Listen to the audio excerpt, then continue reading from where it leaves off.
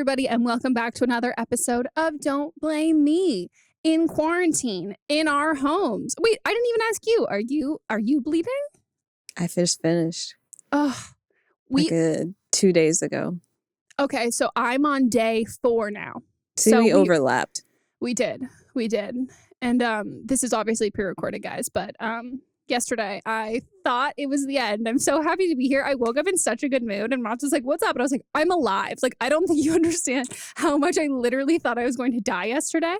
99% sure I had an ovarian cyst that ruptured, and yeah, I'm just like, I've never been one of those people who wakes up and is like, blessed, happy to be here, blessed, but like, I feel bless up, wake up, bless up. Honestly, like, this is the first time in my life I've ever like woken up like blessed. Maybe after the seizure too, where I was like, I'm happy to be here. Like, thank you so much for having me. Thank you for being here today.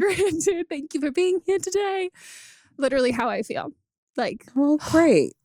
Yeah, it's a good time. And also, I had coffee today, and I didn't have coffee yesterday. Well, I did, but then you had it again. I had it again. Which is somebody who has a very weak stomach. I could give you a full-blown ranking of the worst things to... Corn dog's worst for me. Worst, I'll never eat a corn dog again. I can't stand the smell of it. I feel so bad for you because corn dogs are like an elite food. Like, I love, and the thing is, it's the smell of them being of the oil with the cornbread and the hot dogs, because separately I eat hot dogs probably one every other day. I love in quarantine, and I've got the bison ones. Ooh, so kiss. it's not like bad. There's nothing bad in it at all. There's no nitrates. Yeah, and like it's just like a bison tenderloin that they turned into a hot dog. Tasty. Yeah. I love that. I would say the worst thing to this trigger warning for anybody. I forget what it's called. I almost said mesothelioma. That's so no, that is not what this is. That's the infomercial. But if you have a fear of throwing up or whatever, I'm not going to get explicit about it. But the number one thing I can say with full certainty is popcorn, because it is painful. It is so painful. You know how when you poop out like porn, like I almost said porn kernels. Corn I have kernels. Not ever pooped out a porn kernel, but you pooped out corn, and how it's like whole. No matter what you do, it's like corn. Yeah, it doesn't digest. That's the same thing with popcorn. And so like when you are up chucking that shit, it is painful. So yeah, I'm so glad I could share that with you guys. Thank you so much. Okay, well, this is Don't Blame Me, guys. If you want to call in for an upcoming episode, our phone number is 310-694-0976. And international listeners, you can send us an audio message at meghanpodcast@gmail.com. And yeah, should we get into it? Should we give some advice? Let's do it. Oh, wait, I do also want to say, if you're watching the video version and I'm drinking out of a plastic water bottle, Moss is a dipshit. For some fucking reason, he bought a water bottle when he was like out getting gas. And I was like, that was really stupid. Why would you do that? But I'm drinking out of it because I'm refusing to let it, go to waste. Also, it's Fiji.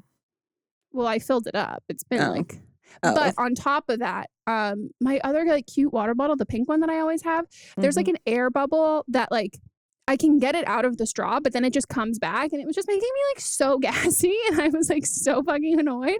So this is where I'm at right now. Okay, let's get into it. Hi Megan, I'm 22 years old and I've been with my boyfriend for 3 years. 6 months ago I discovered he's been talking with an older woman, an ex-teacher, who went after him at the beginning of our relationship. He did tell me about her, and she kept chasing him, but he told her no, and I thought that was in the past. But as I've said, I discovered those conversations they kept having, and some were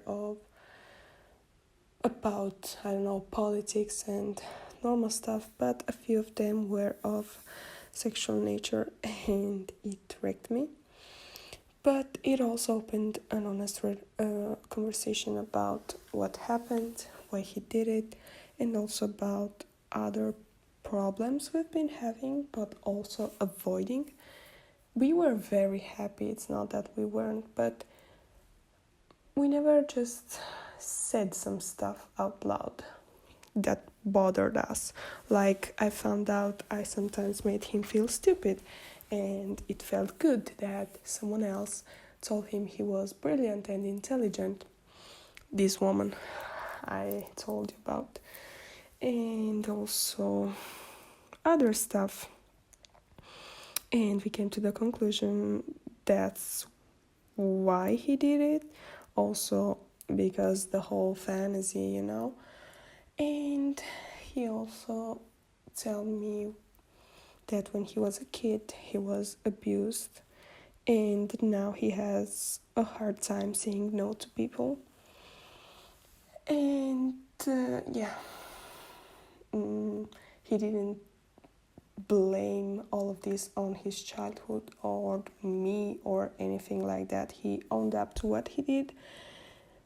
But also I think that played a big part in what happened, because she did insist, she did keep messaging him, and I know he's not a saint, and I'm not blaming her. I'm not one of those girlfriend that blames the woman, even though she's married and has kids, whatever. But in some ways it made us better because we're more honest and we're working on our relationship, and he's demonstrating me how much he loves me and how much he wants me in his life. So I'm leaning towards forgiving him, but sometimes I'm just so hurt. She cut off, but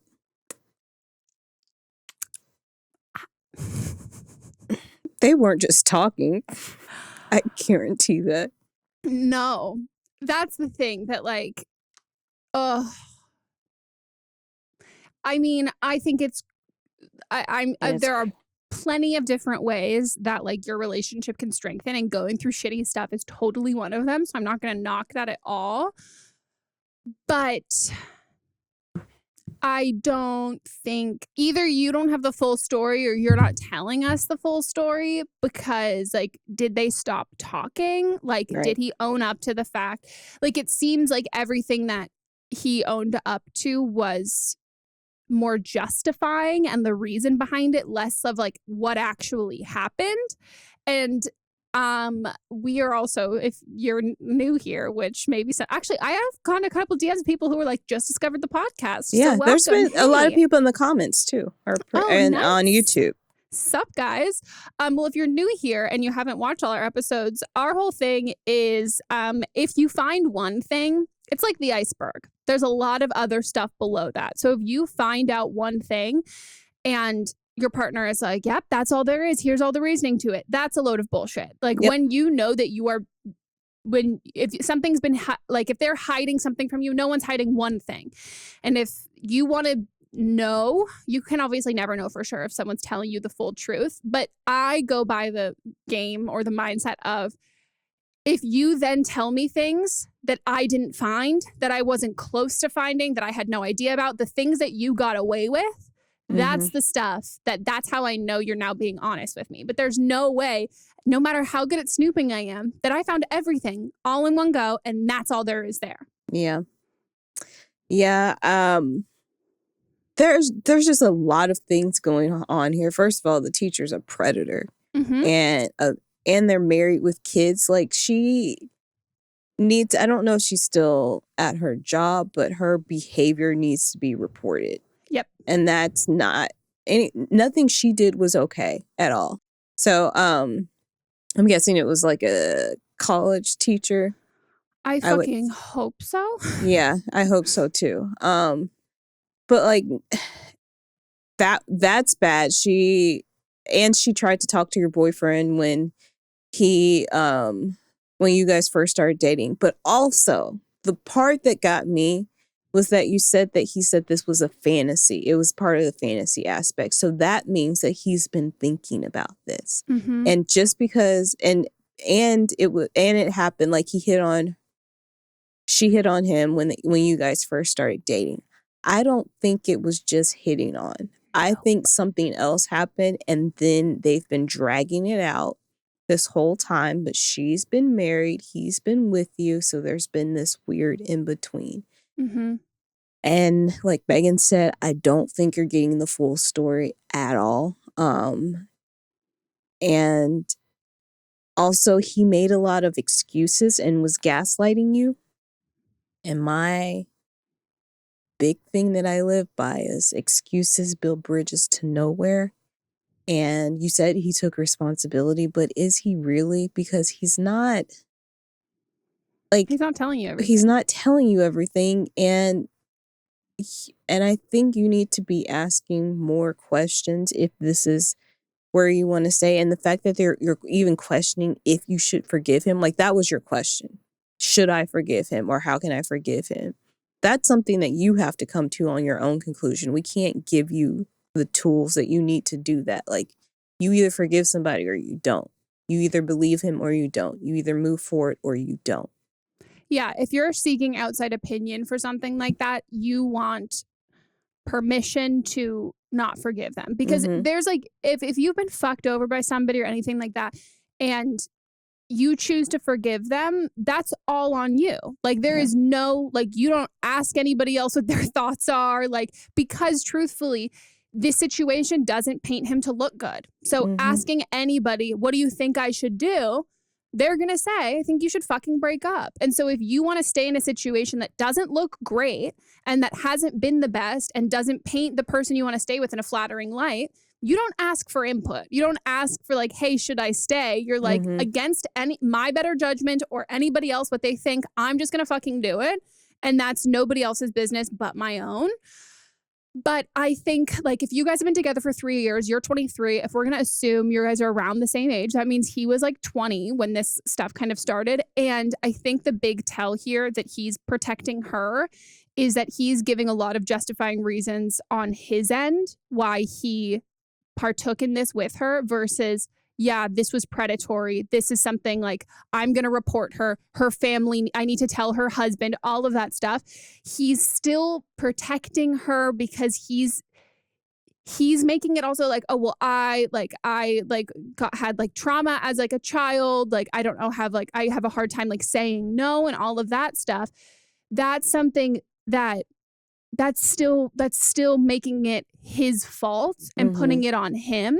And I think that totally checks out with trauma, but also regardless of his trauma, even like because of his trauma, he should be going to therapy and like learning like, oh, I need to report this woman because she preyed on me because I had this trauma. And this was something that like I can then put on myself versus he needs obviously taking responsibility for like, I fucked up, but it's also confusing to me, like the fantasy excuse and then the trauma excuse. Like, you're right. It is gaslighting. It's like, here's this thing that happened to me, which we've said on here a bunch it is a lot of sexual abusers have sexual like abuse in their childhood, but a lot of people who have been sexually abused or abused do not continue that cycle. It's not a cause and effect sort of thing. And using that as like a reasoning, but then also the fantasy aspect of it, I just think they don't coincide. Like, pick which one it is. And I don't know if you've had a conversation with this woman or if you kind of, you know, when you snoop and then you find enough and then you like can't handle anymore. I don't know if you continued to dig, but if I were you, I would be like, I mean, truthfully, I think if you're asking to stay, I don't think that you should, but I think truthfully, go to couples therapy. And like, as soon as you get into therapy, being like, I need you to tell me literally everything because I'm going to tell this. Cause like, here's like, if this woman has like a family and kids, she doesn't want that to come out. So if you then come to her, she's probably going to be way more fucking truthful than he is, because she's like, no, you can't do any of this stuff. Like, I'll tell you everything that you want to know as long as you promise you don't like tell these people and all of this sort of shit. But she needs to be like reported for her job. Yeah, it's just, you're in a shitty situation. But I think forgiving your boyfriend is like step 7 of like, is he willing to report her to the school? Is he willing to like go to therapy? Is he willing to share this information with her family? And like, if he's willing to do all of that, then I think consider staying with him. But if he's not willing to do that, then he's protecting her and like not protecting your relationship. Or just fucking be done, because that's a lot. And then just report on your own. Yeah. Ew, I don't get the teacher fantasy. I've also never had a hot teacher. I was going to say, I don't think I've ever had a hot teacher. But I flirted with a TA once and I got like a C in a class versus like failing it. But yeah, it was I not mean, like, TAs it was are painful. like a year older than you. Like, that's not, yeah. It's not the same thing. No, but he was not cute either. And I was like, please. No way. Oh, gross. Hi, Megan. Hi, Melissa. I'm 19. Oh, just kidding. I'm actually 20 years old. I've been with my boyfriend for about a year and a half now. Where do I even start? So I've noticed starting about 6 months ago that my boyfriend would check up from his previous relationship before me, like just check up on her Instagram, check up on her Twitter. And I've confronted him about it before more than once, and he's always told me, like, does it mean anything? Like, I did the best for her. Like, they didn't end badly or anything, and I understand wanting the best for your ex, especially if you end not in a terrible way. Like, I used to check on my ex every once in a while, but for, like, the past year, I haven't really checked up on him because I just don't care. I'm not with him anymore for a reason. And I told my boyfriend, like, is there, like, a reason behind it? Like, is there, like, any other reason? And the only thing he told me was, no, there's no meaning behind it. I don't know why I do it. And it's a little unsettling to me, but I'm trying to trust him. And I told him that I have no reason for me to believe that he would cheat or do anything like that, because I know he loves me, but I just don't really, it's just hard for me to, I don't know, like, I trust him, but it's just, I can't help but think there might be something else behind his actions, like something unresolved still between them. But that's just my gut intuition. But it's hard when he doesn't admit it. And I just need your advice. I don't know if this is something that I should seriously consider being, like, the deal breaker, especially if I know that they haven't talked to each other or he hasn't reached out to her or anything. So I just need your advice. Thank you. Bye. I would lose it. I saw Monts look up one of his ex-girlfriends like once, and they did not end well. Like, he does not speak of her fondly at all. And I like saw over her shoulder. I was like, why did you like search her on Instagram? And it was like someone had like she's got a pretty unique name, and someone had applied for a job or something. He overheard someone saying that she like might end up working at some other place, and so we like looked up to see if it was her. And I was like, okay, but that was like it. I don't know what I would fucking do. Does he follow her, or is he like doesn't follow her and then looks her up? Because I think that if he doesn't follow her and he's looking her up is like worse. Yeah. And well, when I you think said it has to be, because he wouldn't be like, well, like you said checking in on. You're right, so we don't know. And see, I thought when she was going to say checking in on, like, they text sometimes like, hi, how are you doing? And that seems less bad to me than this. Ew. Because if you didn't end badly, then why aren't they friends? Yeah. Because to me, that seems like one of those things like, oh, she moved away, or it was like there was something that like, it wasn't a choice on either of their parts, because like, why aren't they friends? Mm-hmm. And like, you know, why does he have the need to, if they're not friends? Yeah. Why does he have the need to check in on her? And I don't even think this is checking in or checking up, because checking in means that you're like having a dialogue with somebody. He's just like Facebook stalking her. Like, or is the stalking Facebook? Who does that? Like me, but it's only because I don't follow my exes on Instagram. Yeah. So what is he doing? One. And then two, if they didn't break up badly, they're not friends. That sounds like there's still unrequited feelings there. Yeah. And I hate to say that, but I fully agree. It to me sounds like the reason why they broke up was consequence. Like it was outside of either of their control. So he's like still kind of thinks of her as like maybe like the one that got away or as a possibility. And this one's going to hurt a lot. But also maybe if like he is not, I don't want to say he's questioning your relationship, but maybe that he's like thinking about this other girl and it sucks. But I think like you've talked to him about it and he keeps fucking doing it. That's the thing. Like you've been together for 1.5 years and this started 6 months into your relationship and like he still does it and just tells you that it's normal.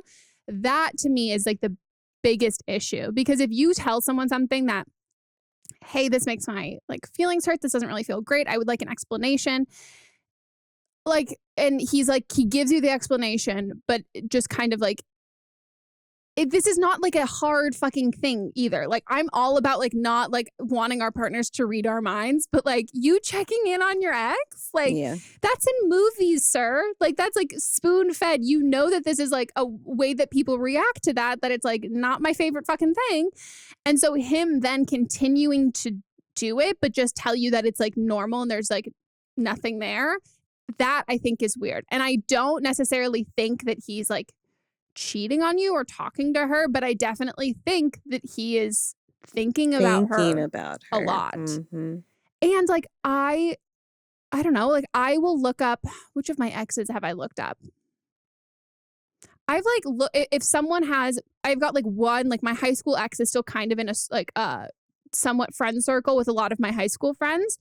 And so if I see like a tagged picture, I'll be like, oh, what are you up to? Like, what are you doing? And I'll like look that way. But I don't check in regularly. Like maybe like we broke up when we were 17. That's not even the same. Like exactly. That's been but I'm saying 10 like years. I maybe even stopped. But when I still had feelings for him, after we broke up and I was like in college and like I was in other relationships that didn't end, I would look back all the fucking time.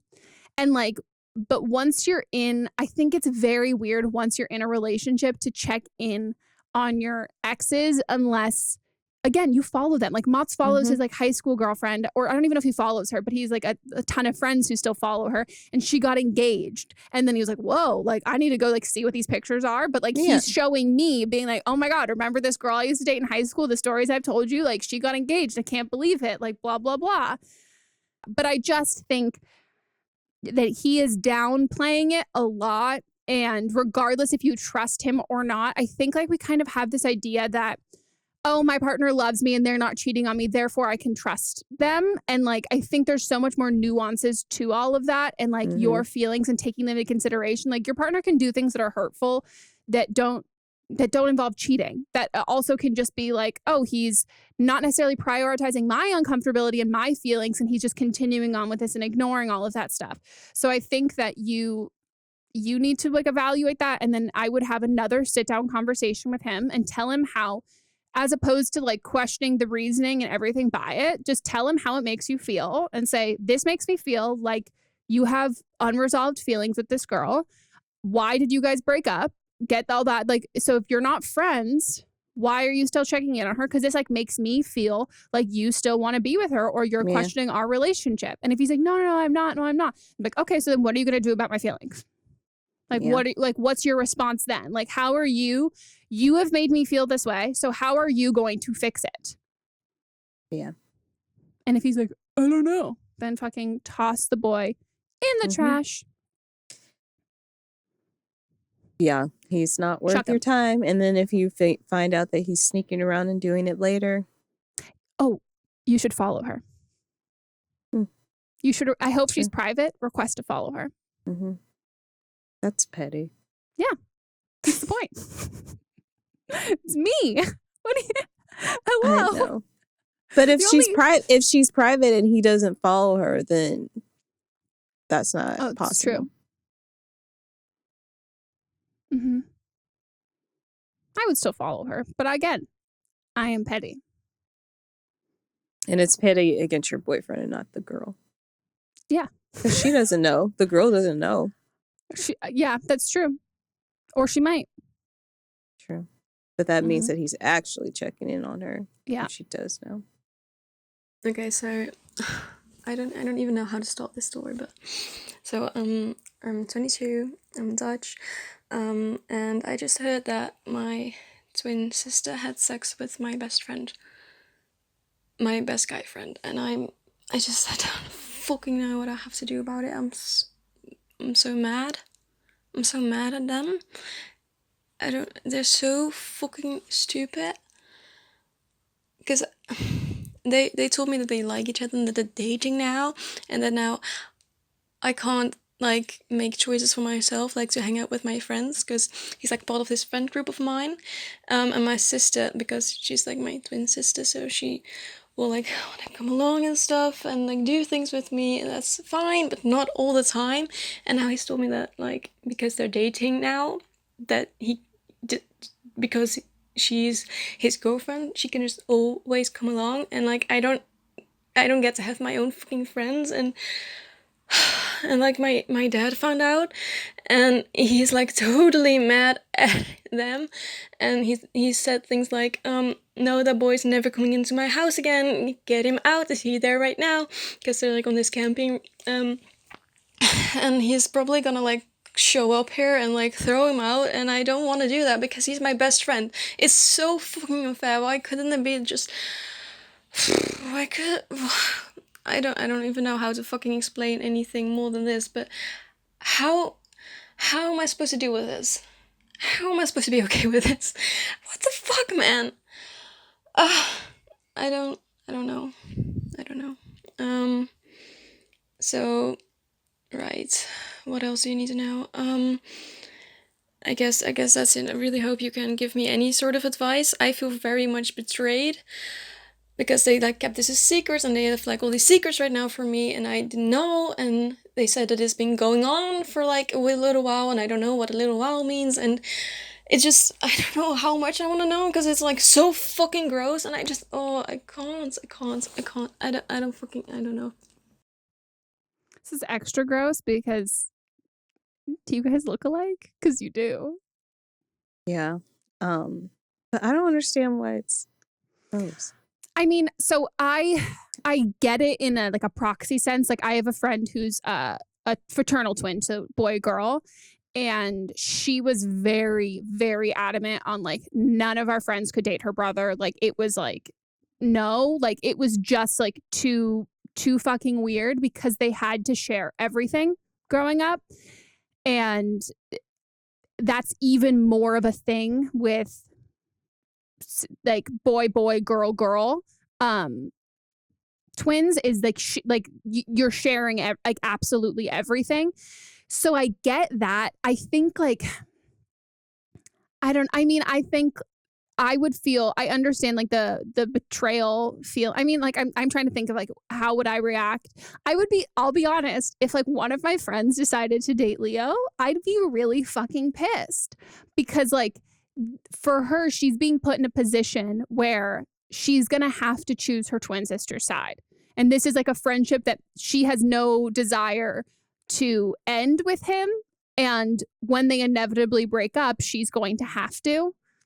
So I think that's the thing that like I would get annoyed with if like a friend of mine dated like if like Sydney fucking dated Leo, I would be like, what the fuck are you doing? Like, why are you ruining my life?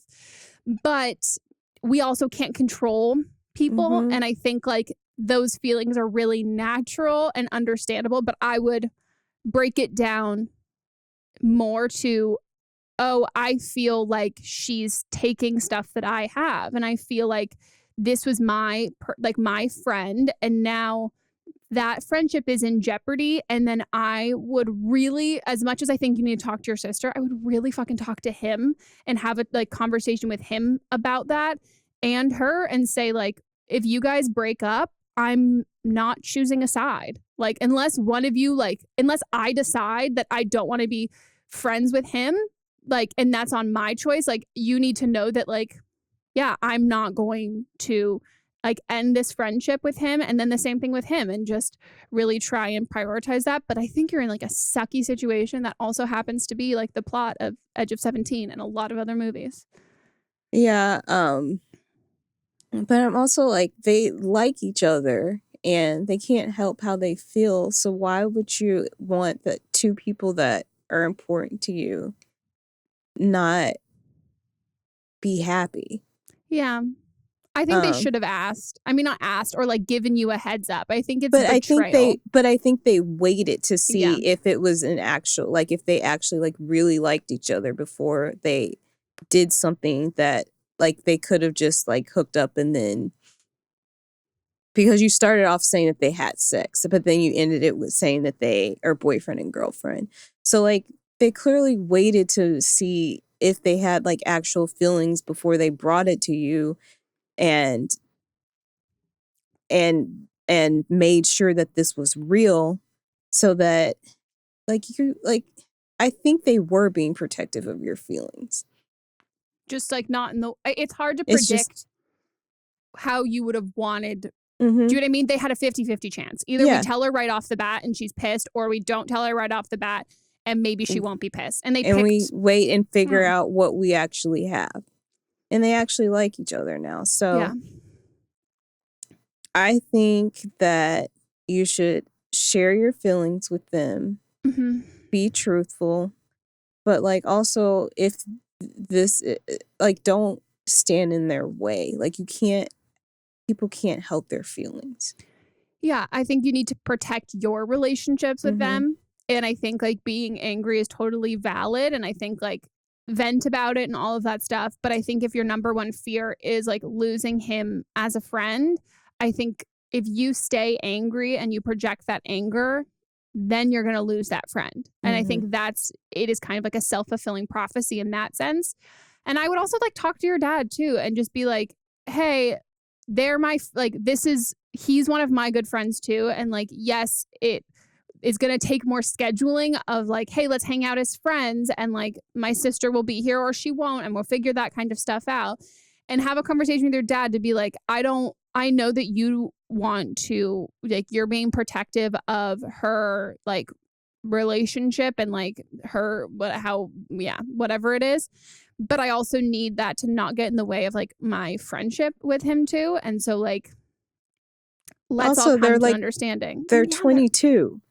It's not like they're like high school kids. He's protecting her. Yeah. I mean, I think it's a sucky situation that is already happening. And I think it's how you deal with it.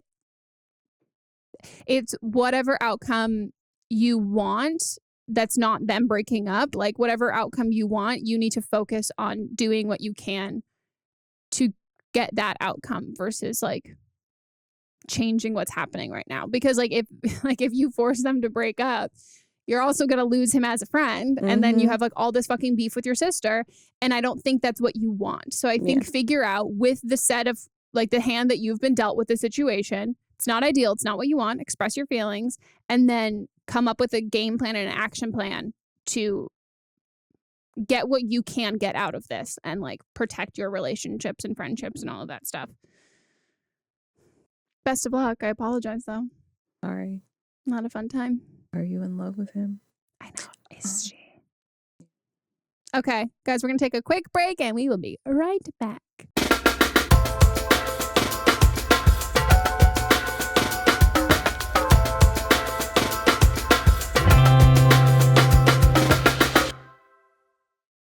Don't Mind Me with Meghan Rienks is supported by BetterHelp Online Counseling.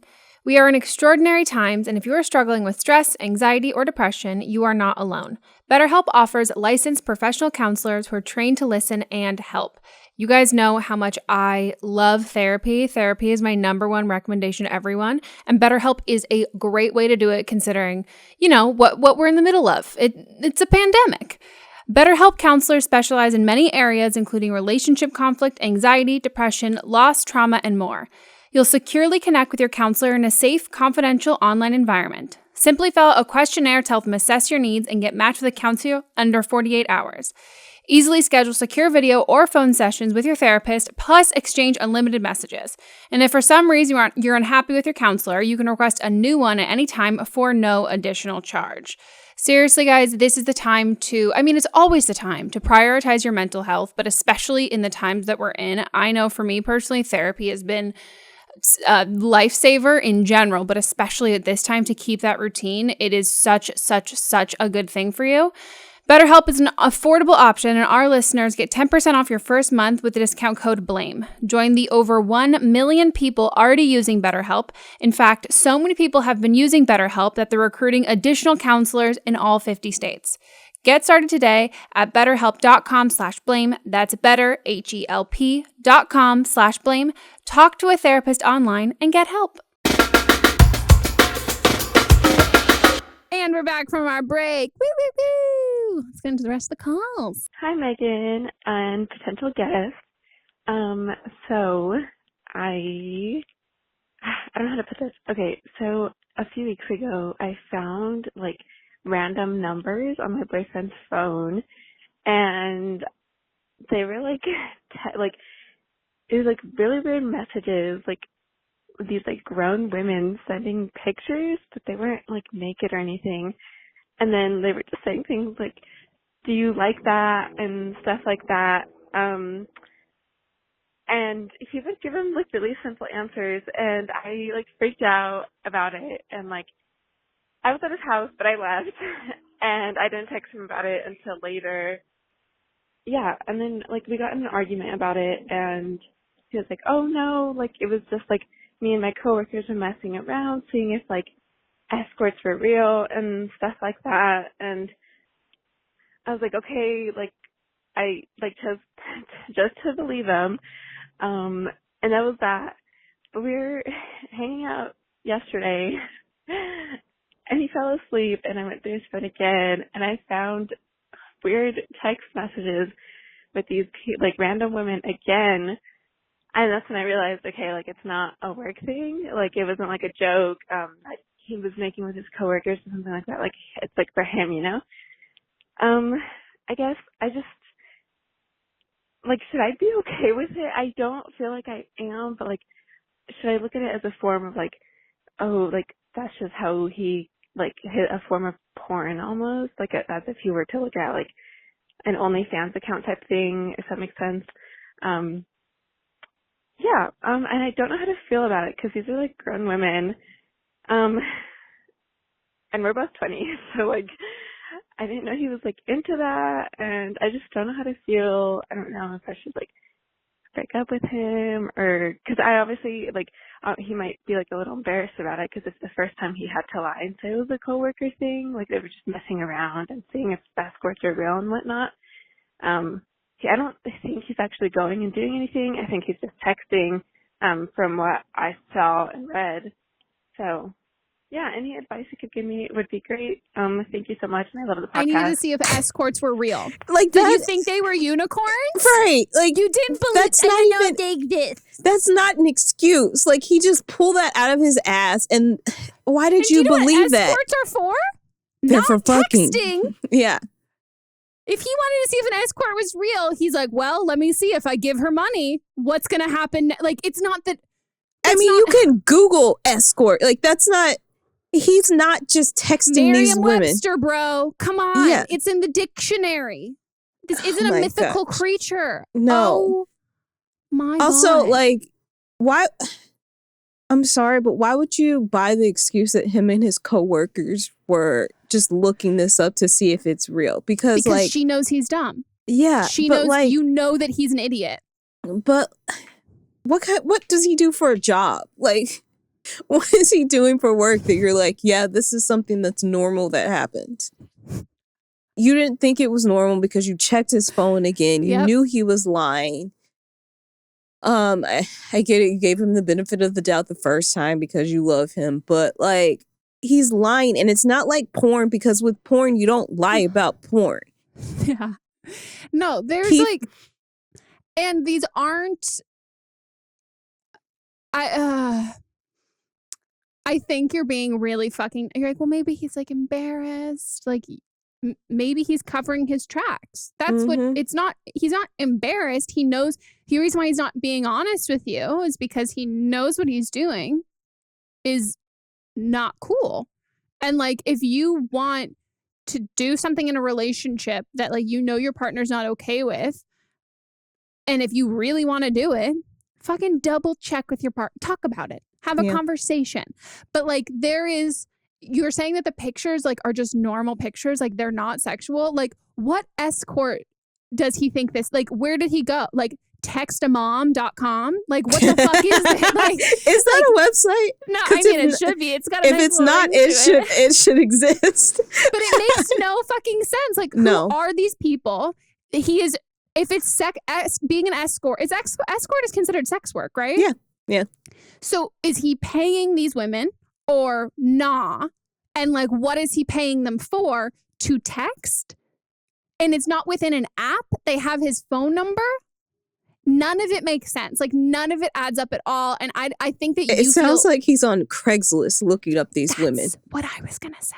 Yeah. Like, this is, and it's not like an innocent, I just want to text. It's, hey, I'm into this.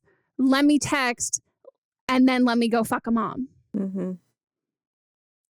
And like, girl, get the fuck out. Just get the fuck out. And he's too stupid. Regardless, like he's also stupid because he didn't delete anything. He's got numerous pictures and phone number. Yeah. After you already found it. He's an idiot. You deserve better. If you are dating someone who doesn't know if escorts are real, break up with them. Yeah. They're so dumb. You can't fix stupid. Yeah. He is a fucking idiot. He knew they were real. That's just the bullshit excuse that he gave you, and you bought it, but stop buying it. Like, you don't keep buying things that are defected. Like, you know this is a lie. Stop. Leave him. It's like you're buying like an Apple computer from Craigslist that costs $4, and it's just like someone drew a picture. Yeah. And he goes, this is what it is. And then stuck the Apple sticker. You know, you get 1 million of those with the real stuff. Yes. That's what it is. Yeah. And don't buy it. He is a fucking idiot. And he thinks if he can get away with a lie like that you are also dumb. And don't be dumb, break up with the fucking boy. Oh my gosh. And save the numbers and then start texting him and then be like, hey, you should text them regardless. You should text them. Yep. Just to see it, because I'm curious. I want to know for my own curiosity. I want you to text them and report back what they say. And girl, you need to start trusting your own fucking gut. And like the second that you saw this, that you didn't say anything and you just left and then you wanted to text about it, I think you are not giving yourself enough credit to be someone who can like stand up for yourself and like say how you feel in the moment. And I would take this as like a learning experience of, hey, my gut is right. I can believe my gut and I can believe these instincts. And so that if this happens, anything similar happens in a relationship where I feel uncomfortable or I find something, I'm going to stand my fucking ground and I'm going to talk about it in person because I can and I am capable of that. And yeah, because I think that I don't know what other relationships that you have or other previous relationships, things that you've had, but because no offense, but like I understand that like we've talked about it before. We're like, you're snooping and you find something and then you're like, oh no, I'm not going to say anything because I want to catch it in the like I want to either like make this massive plan to like make it like, you know, a foolproof sort of thing. And you didn't do that. And so that makes me think that you just were afraid to like talk about this kind of stuff when you shouldn't be, because clearly your gut instinct is right. This guy is an absolute idiot and a piece of shit. So trust that moving forward. Yeah. And please text those numbers and let us know. Or just send them to us. Send us the numbers. Yeah, I'll text them. If you don't want to, we will. I just can't. Please we need more. We need more. Text the numbers, give us the numbers. Someone in this situation out of her and us needs to be texting these. Texting these. So you're still texting other bitches? Yeah. In the words of Black China. All right. Call number 5. Okay. Hi, Megan and Melissa and potential guest. I hope everyone's doing well during this quarantine. My name, well, never mind. Ignore that part. So basically, just to give you guys like a rough background, I'm 34 years old. I'm married to my husband for a little over 4 years. We have 2 beautiful little girls. And basically what I'm calling is I needed a little bit of advice when it comes to the bedroom. So my husband and I are very open when it comes to like what we like, what we don't like, things like that. And one of the things that he would like me to do is talk dirty to him. And I know I'm fine with, empowerment and stuff like that, but for some reason I feel really dumb when I try to do that. I kind of smile or giggle in my mind. I just don't know how to do it and sound extremely confident, so I just don't do it.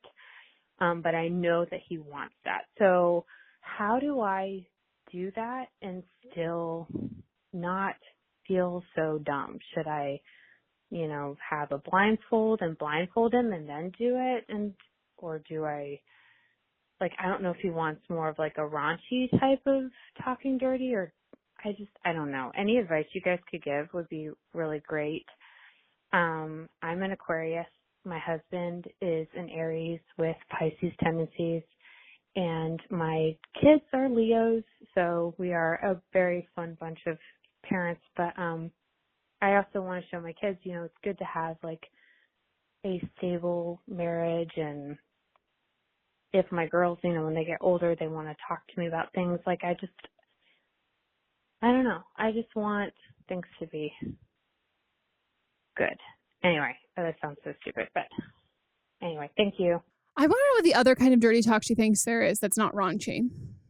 It could be just like describing what's going on, but not in a dirty type way.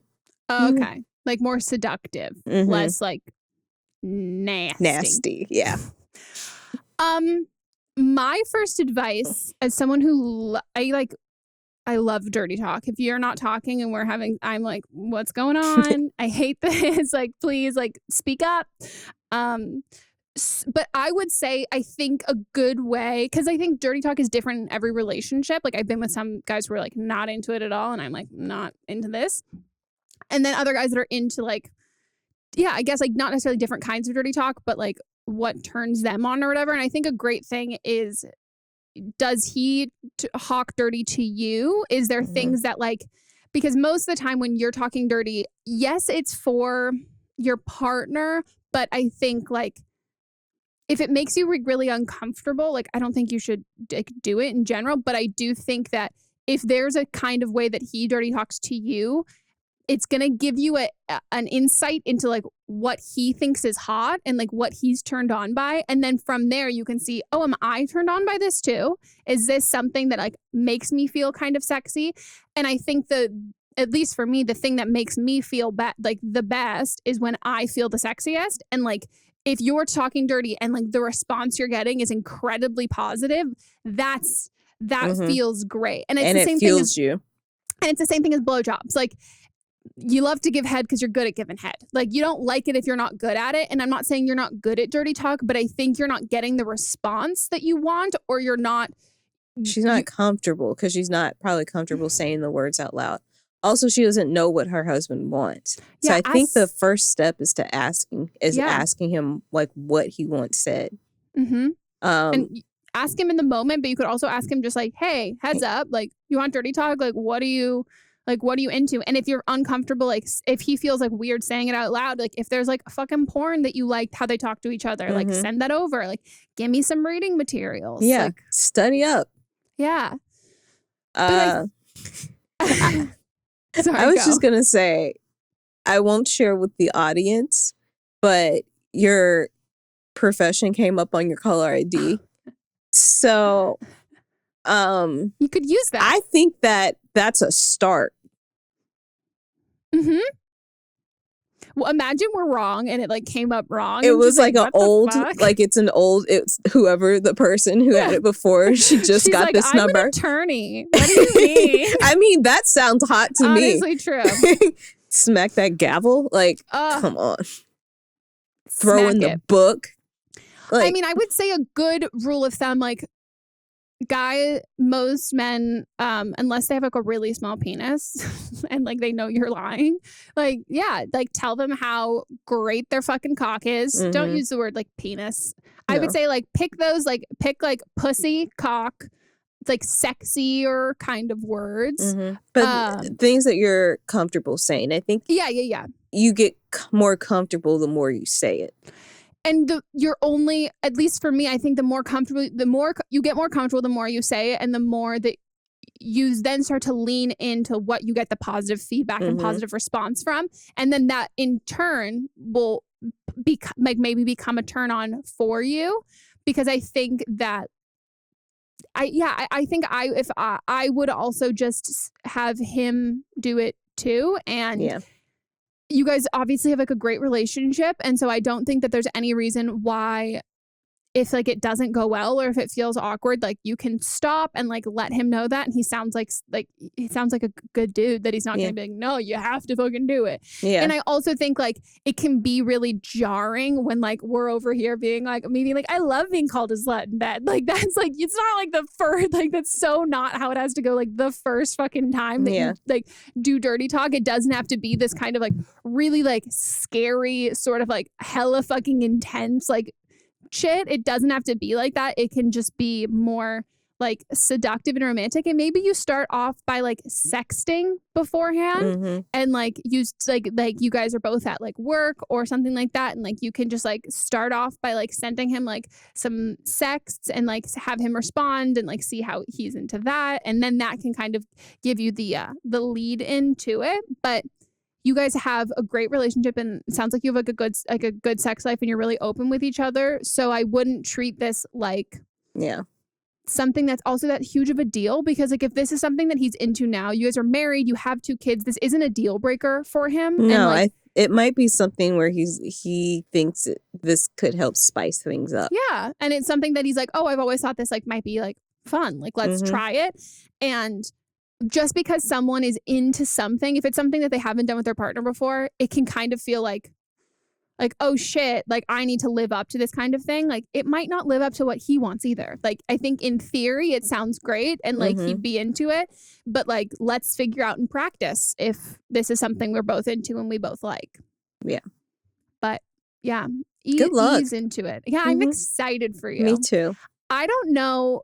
I mean, maybe there are. I know, actually, I think I do know some people who don't like dirty talk, but most people I know are, once you're in a relationship for a long time, you're like, but you see me with like my fucking face mask on, I haven't worn makeup in a month, like I need you to tell me that like I'm a nasty little slut when I've just been sitting here watching Food Network. Like I know it's a lie, but I need you to. I don't particularly like, it's not something that like I would request. Yeah. But like if it happens, I think it's hot. So it's not something that's like top of my list. I prefer like a good ass smacking, but yeah. Oh yeah. But it's still, I think it's hot. Yeah.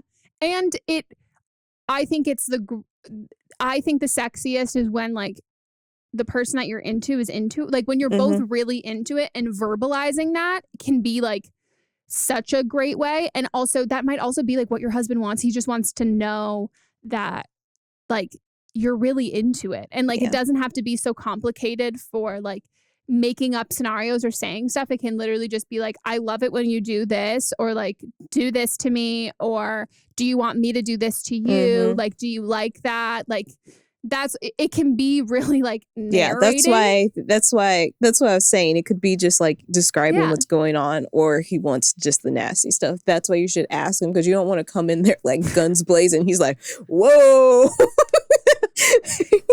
She's like, come on my ass with your big cock. Call me a dirty slut. Like, smack me with that dick in your face. Oh my God, smack that cock across my face. And he's like, what the fuck? Yeah, he's just like, I just wanted you just to say like, I like your big.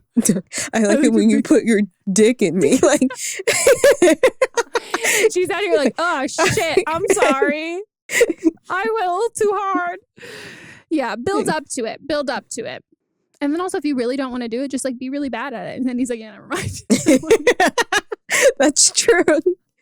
She's like, put your penis in my give me pee that hole. pee-pee. Just like say what you do to your kids. Like give that kind of anatomy. Like, mommy's vagina would love a pee-pee. Give me that pee-pee, daddy. And he's like, no. He's like, nah, I'm good. Or he's Nah, like, oh yeah.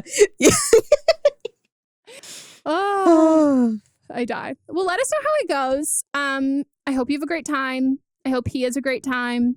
But more importantly, I hope you have a great time because you're the one who called in. Yeah. It's time for an update. And this is who's it from? I'm just gonna say this. If you have not seen our June 1st episode, go watch that. It's the title of the episode. I don't think that I can fully describe what happened, so just go listen. Yeah. And for people that did listen, I'll just say Coma. I might pee myself. Okay, I'm ready. Hi, I am calling in with an update. I'm the girl whose husband thought that he had killed a girl, but he was actually in a coma. I didn't give all the details in the beginning because I was scared that me being anonymous, I was scared somebody that knew the story would listen to it and know that it was me. So that's the reason I didn't give all the details. I do know all of the details. It basically he was drunk and he was driving. They crashed. We'll give the girl her name. Let's call her Sheila. He thought that he had killed Sheila. Well, nobody ever told him that he was wrong. He never really talked to the family about it because he just believed this. Meanwhile, he stayed close with the family. He just thought that they were just trying to brush it off, trying to just not remember. I don't know. But Sheila never actually existed. It was actually what he thought Sheila's twin sister, Mackenzie. Mackenzie was actually the girl he was dating. He thought it was Sheila. Sheila doesn't actually exist. So he's been talking to Mackenzie this entire time thinking that was the twin sister. So whenever he found out this wasn't real, it obviously messed with his head a lot. And he basically broke down and we talked about it and it messed with me a lot. Obviously I think that would mess with anybody. And whenever he first told me all this, I also questioned it like you guys are. I was like, that's weird. There's no news story. There's nothing about it. But I obviously why would somebody say that they killed somebody as a lie? So I was like, okay, whatever. So I brushed it off. Then I find out that Mackenzie is who she is. I kind of overstepped I at the time thought I was overstepping my boundaries. I now realize that it's what I needed to do. I messaged her and asked her, and I was like, hey, I know you don't know me, but this is who I am, and I just want to know if you still have feelings for my husband. And she's like, absolutely not. We broke up, and I see him as an older brother now. And I was like, okay, that relieves a lot of the stress for me. That relieved a lot of the stress for my husband, because even though he didn't want to leave me, he was absolutely terrified because he knows how strong love can be. I hope that answers all of your questions. I know this is a crazy ass story. No, it doesn't answer. None. Okay, so I know that if you're in a coma, there's a lot of things like reality and versus the dream state that you're in. A lot of things get blurred and messed up, and you don't know what's real or what's not. So I'll give him the benefit of the doubt there. But Mackenzie wasn't going by Sheila when they were together. So how did he not know they were the same person? And how, if he was close with the family, how did nobody correct him? Mm-hmm. Because, like, he would have been thinking that he literally got away with murder. Yeah. And so then he has gotten away with murder in his mind and is still close and in contact with the girl's family whom he murdered, and then still talking to who he thinks is the twin sister of the girl that, again, he thinks he murdered, and he's not saying any of that, and he's thinking that he got away with it. And they have the same, like, was she lying about her name before? Like, how are the names not the same? I still have so many questions. Also, like, if he was in this coma when they got in a car crash, they never really broke up, unless she would have had to go to him later and say, we broke, like, I don't want to be with you, which means that he would have known it wasn't the twin. Oh, yeah. Or they broke up before, and they broke up before the accident, but he doesn't remember that. But also the fact that you texted her and asked her if she had feelings for him, and he was like, oh, relieved because she doesn't. Yeah.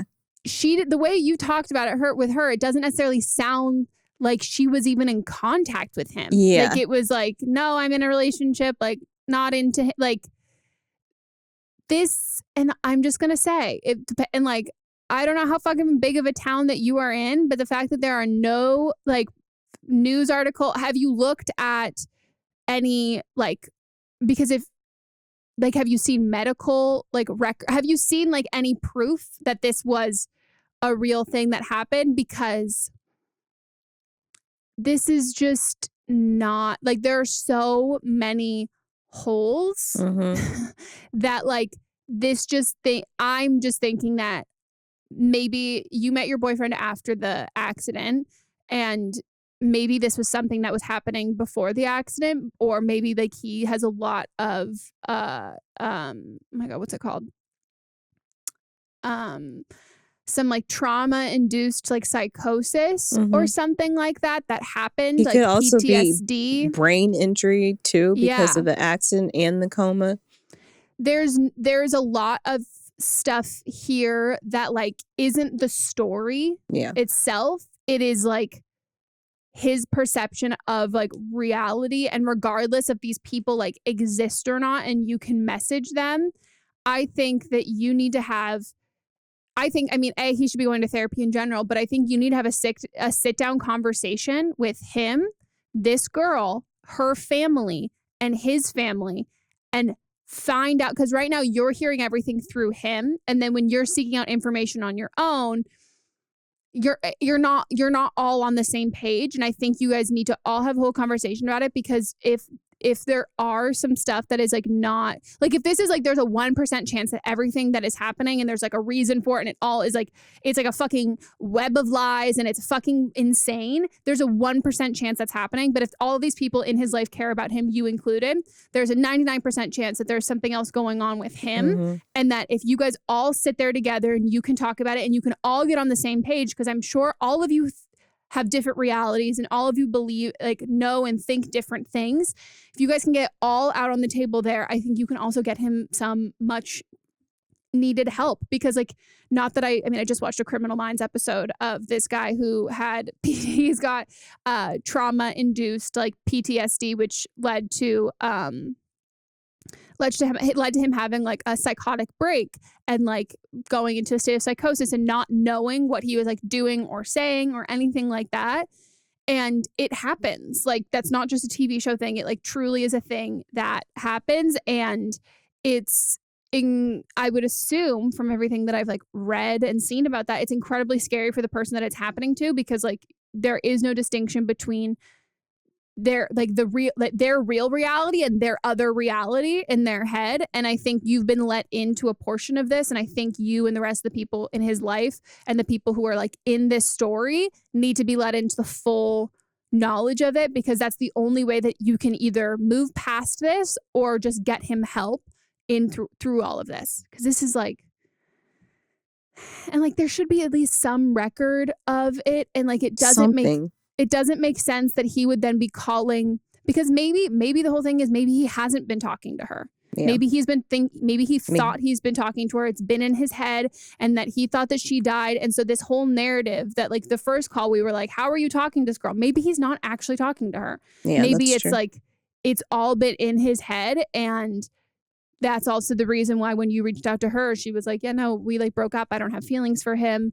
But I don't think that this is done at all, because there's still, even if you know the answers to these questions, I think, I don't want to say you can't trust him, but like the stuff that's going on and the things that he's saying are literally explicitly coming from the fact that he was in like a coma and like having a hard time distinguishing between like reality and like what wasn't real. And so I don't think you can necessarily trust just his word on this. And I think you need to have that conversation with everybody else involved and then get some help from there. And maybe if even if it's just like a casual, you all go to someone's house and talk about it, and then from there, like seek professional help. It doesn't have to be, or maybe you guys know like a trauma counselor or someone who could come in and like facilitate a conversation. But this is like a lot. Yeah. It's floored. A lot to deal with. It's a lot to take in. It's a lot to even believe. Mm-hmm. So, if you have all the answers, great, but we can only go off what you told us. Yeah. So. And also, nobody knew. Also, wait, if she was afraid that someone was going to know, but there's like no proof in like the paper or something, and like it's not, the only people who would then know are like him and the family, Sheila and Mackenzie. Sheila Mackenzie's her Sheila full Mackenzie, name. And that's it. So, and her family, because he still talks to them, right? Yeah. But if those are the only kids, like who else is listening to this podcast? Like, yeah. And no one commented and said they knew. Everybody was like, "What the fuck?" Mm-hmm. Maybe we just need to do an episode where we call her. Yeah. But I mean, first and foremost, have this sit-down conversation with everybody, because it's not, there's something else here. Yeah. It doesn't all add up. There's no way you guys all have the same story too. And then if you all like sit together and like break it down, that it like is, there's like such a slim chance. Do you know what I mean? Like that everything went exactly, like everything happened in this like small chance of a way that ended up to where you guys are. Like that's just so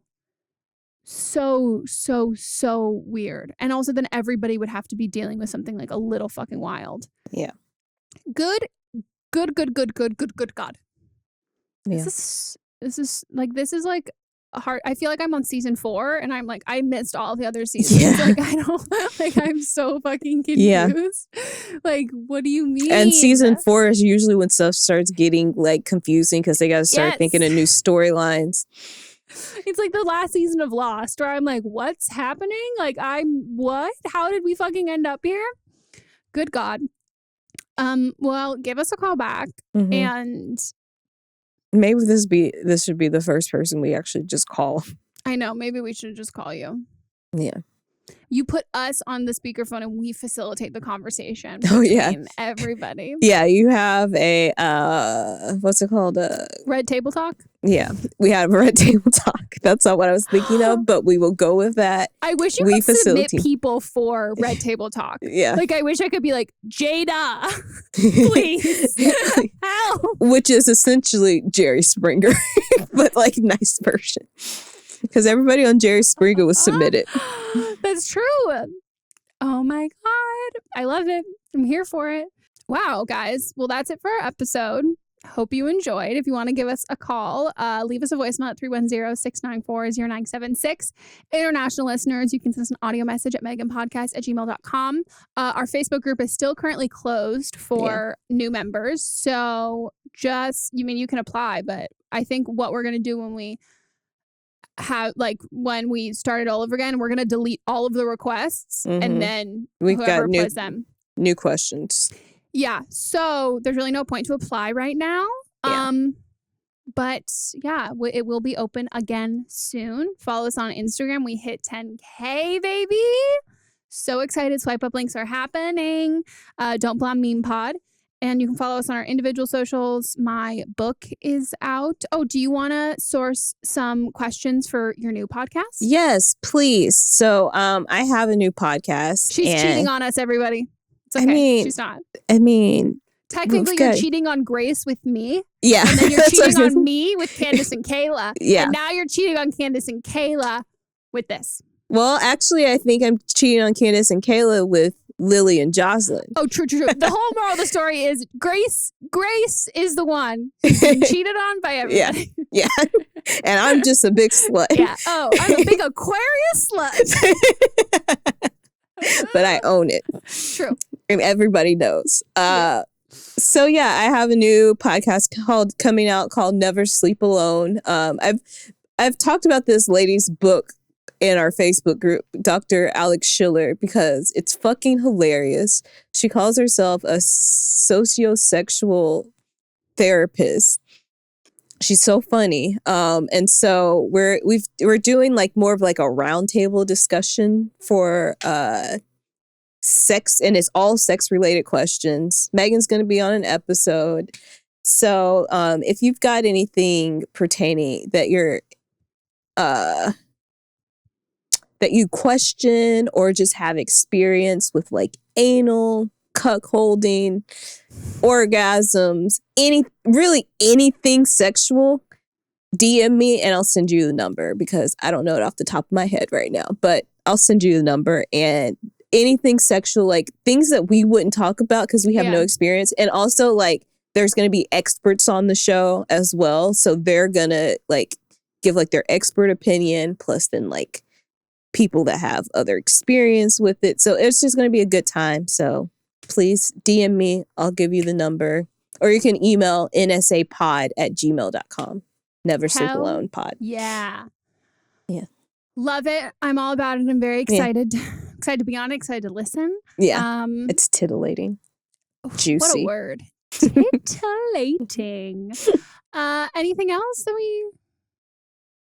No? No. I feel like no. No. Hope you guys are doing well. Yeah. And we'll see you guys next time. Goodbye. Bye.